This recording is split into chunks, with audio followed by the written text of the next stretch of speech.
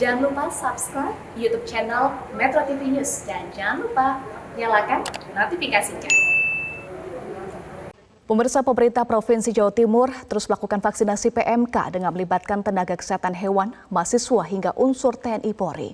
Selain itu, dana belanja tidak terduga atau BTT juga akan dialokasikan untuk menjamin ketersediaan obat-obatan.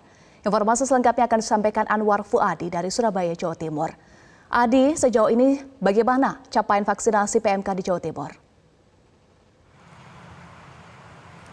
Ya, Eva, saat ini bisa saya gambarkan terlebih dahulu untuk kasus PMK di Jawa Timur. Saat ini sudah tembus 136.000 lebih hewan ternak yang terpapar PMK di Jawa Timur dan tersebar di 38 kabupaten kota yang ada.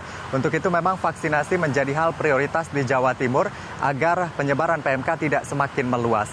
Dan saat ini untuk ketersediaan vaksin di Jawa Timur menurut keterangan Dinas Peternakan Provinsi Jawa Timur, saat ini adalah 363.400 dosis vaksin dan masih akan terus didatangkan seiring dengan impor vaksin yang masih dilakukan oleh Kementerian Pertanian hingga saat ini.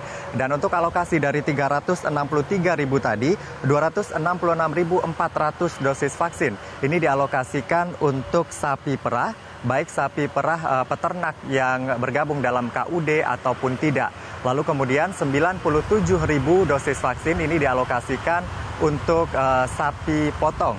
Dan kenapa kemudian sapi perah diprioritaskan? Karena memang untuk produktivitasnya biasanya digunakan oleh para peternak untuk memproduksi susu dalam jangka waktu panjang, yaitu 5-7 tahun. Sedangkan untuk sapi potong produktivitasnya hanya sekitar 1-2 tahun saja. Oleh karena itu memang sapi perah saat ini menjadi prioritas Dinas Peternakan Provinsi Jawa Timur.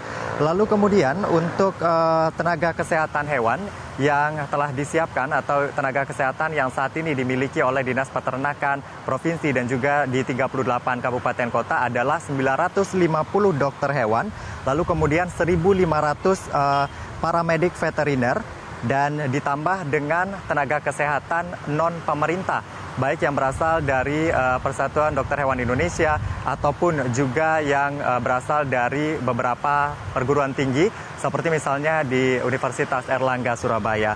Lalu kemudian nantinya tenaga kesehatan yang akan menyuntikkan vaksin PMK ini juga akan ditambah dari unsur TNI Polri. Setidaknya pada pekan ini akan diberikan pembekalan kepada tenaga kesehatan dari TNI Polri, jumlahnya sekitar 1.500 orang, sehingga nantinya mereka juga bisa berkontribusi untuk percepatan vaksinasi di Provinsi Jawa Timur yang penyebarannya sudah di 38 kabupaten kota yang ada.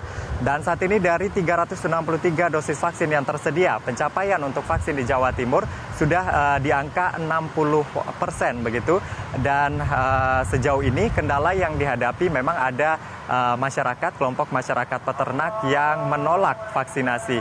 Dan menurut Dinas Peternakan Provinsi Jawa Timur, penolakan ini dikarenakan memang belum adanya edukasi yang mencukupi begitu kepada para peternak begitu, sehingga edukasi tersebut masih terus dilakukan seperti misalnya di Lekok Pasuruan, penolakan sempat ada beritanya dan akan terus dilakukan pendekatan sembari juga menyiapkan konsekuensi kepada para peternak yang tidak mau divaksin. Eva.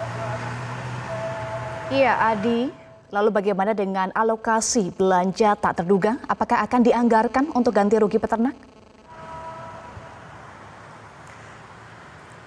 Ya, Eva, menyusul dikeluarkannya Inmendagri nomor 32 tahun 2022, ini memungkinkan pemerintah provinsi dan juga kabupaten kota untuk mengakses dana BTT yang kemudian digunakan untuk penanganan penyakit mulut dan kuku.